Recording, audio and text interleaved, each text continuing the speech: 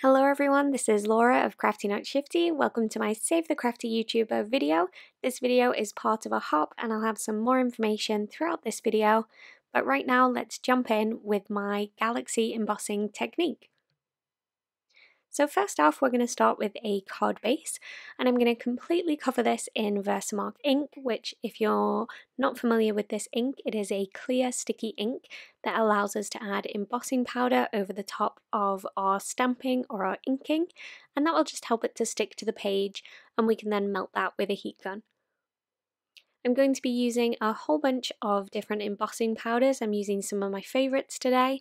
I've got some green and some blue and red and pink, and this is going to look a little bit like a mess as I start working on it. But you can see here that I'm just sprinkling a little bit of each of these colours over the surface, and this is all sticky. And I've got this grid paper underneath, and I'm going to use that to catch any of these pieces. Now everything that I sprinkle off this piece when I pick it up and kind of shake off any of the excess, I am going to keep hold of, and you could certainly keep this in a little tub and use it on a future project. But you don't need to worry if you did want to throw this away, because there is so much embossing powder in these pots. I've been card making and crafting for a long time now, and apart from my basics of kind of black, white and clear, I have never run out of an embossing powder. So I'm just going to go ahead and heat set this with my heat gun. I'm using some tweezers so I don't burn my hands, which is definitely important.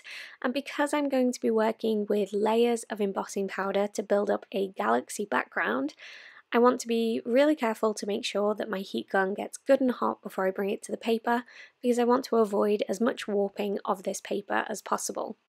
So you're currently joining in on day 4 of 5 of this hop. There are a ton of crafty creators that have come together to make this hop possible, and there are a ton of prizes being given away. So make sure to check the link in the description below to head to the next video in the hop, and also the link to Justine's blog post, which has links to everything that you'll need. And you can go ahead and watch these videos, like them. You can subscribe if you like the particular video or the style that you're watching, and if you leave comments wherever you go, you have chances to win these prizes. Just be sure to include in your comment whether or not you're based in the USA or you're international. So if you're in the UK like me, you would leave a comment, and then at the end of the comment or the start of the comment, just make sure to include the word international.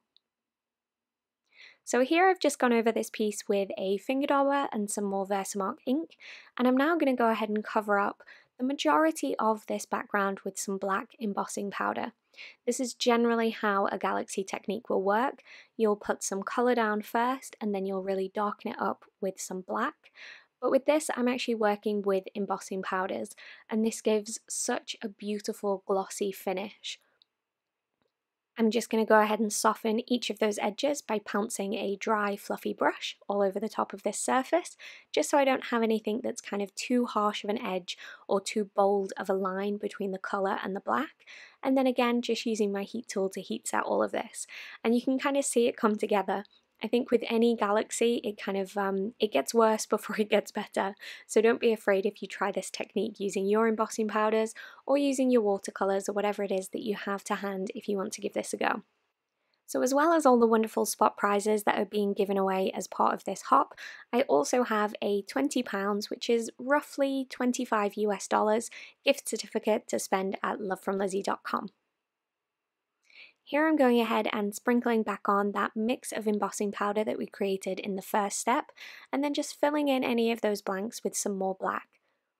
I first covered this whole piece in Versamark sticky ink again, just so that entire surface would be sticky and I could add a final layer of this mixture on top, and this will give us the background of the embossed piece.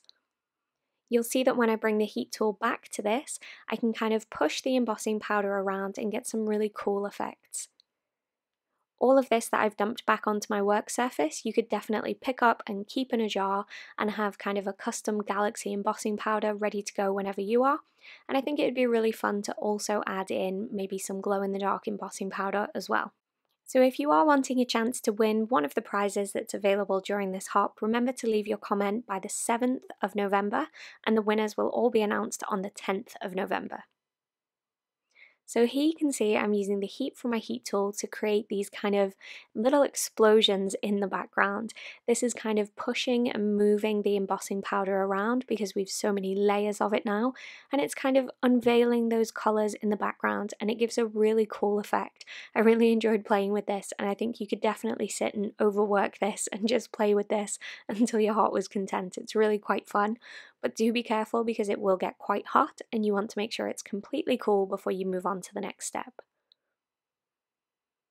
So now I want some stars on this background, and I'm just using some water on an acrylic block and a paintbrush and just splattering that over my background, and I'm actually using that water to hold the embossing powder to my card. It won't give the cleanest of embossing looks, but it's perfect to get these little star droplets on this galaxy piece. I think at this point, when you start to add that white star detail, is kind of when your galaxy background goes from looking like a bit of a crazy mess to actually looking like that beautiful galaxy night sky. Here I'm using some anti-static powder tool over this piece, and that's because I actually want some really precise embossing. Usually I would use anti-static powder tool before any embossing, but because I was covering the entire background with embossing powder, it wasn't necessary until I got to this step here. I'm using my mini Misti and some magnets just to flatten out this piece and help me get some really nice clean stamping. And I'm using some fireworks and some rockets from a Love from Lizzie Freedom stamp set. This stamp set's perfect for kind of 4th of July themed cards, but it also works great for a design such as this one where you want some fireworks, or I guess any kind of celebration where you want some fireworks, maybe like bonfire nights, which is something we celebrate here in the UK, and we have a lot of fireworks, New Year's Eve, kind of any kind of celebratory occasion where you would have some fireworks. I'm stamping these in a couple different places across my background, just moving the stamps around inside my Misti. And then I'll go ahead and add some golden crown and silver dollar embossing powders from Love from Lizzie. This silver embossing powder in particular is my favourite silver embossing powder that I've ever used. It's really bright and shiny and it gives almost like a mirror effect.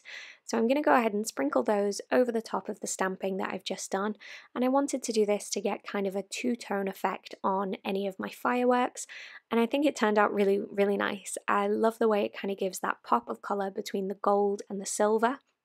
And I think it's really fun across such a striking background to have the kind of continuation of the crazy colours by having the fireworks be two-tone. You could certainly just do this with one colour if you'd prefer, but because I couldn't choose between the gold and the silver, I decided to use both of them. I'll finish off my stamping just by adding some more anti-static powder tool, again just to help me get really precision stamping by removing any kind of static cling or any of the oils from my fingers kind of handling this piece. And then I'll go ahead and just use those same two embossing powders. You can see I just kind of dumped over what I had left from those jars, so there's very minimal waste in doing this kind of a technique, and then I'll just heat set those again.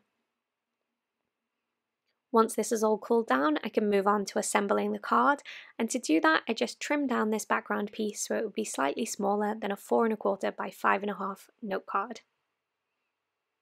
I used one of the sentiments from the Freedom stamp set to repeatedly stamp "Let's Celebrate" in black ink across a vellum panel.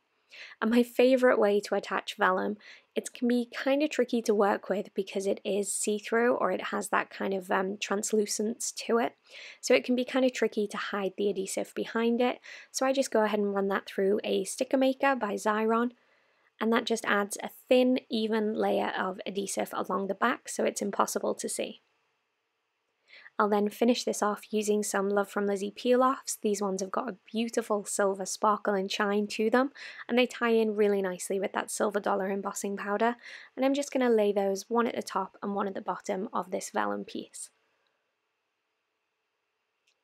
To bring this all together, I decided to use a black note card, and to stick this flat to the card, just using some double-sided tape and allowing that black frame of the note card just to poke outside to the edges of this panel. And that is my card finished. I hope you've enjoyed this galaxy embossing tutorial and maybe learned something new along the way. Don't forget to click on the link in the description below to head over to the next stop on the hop, and you can head over to Justine's blog to catch up on anything that you might have missed. A huge thank you to all of the sponsors of the Save the Crafty YouTuber video hop.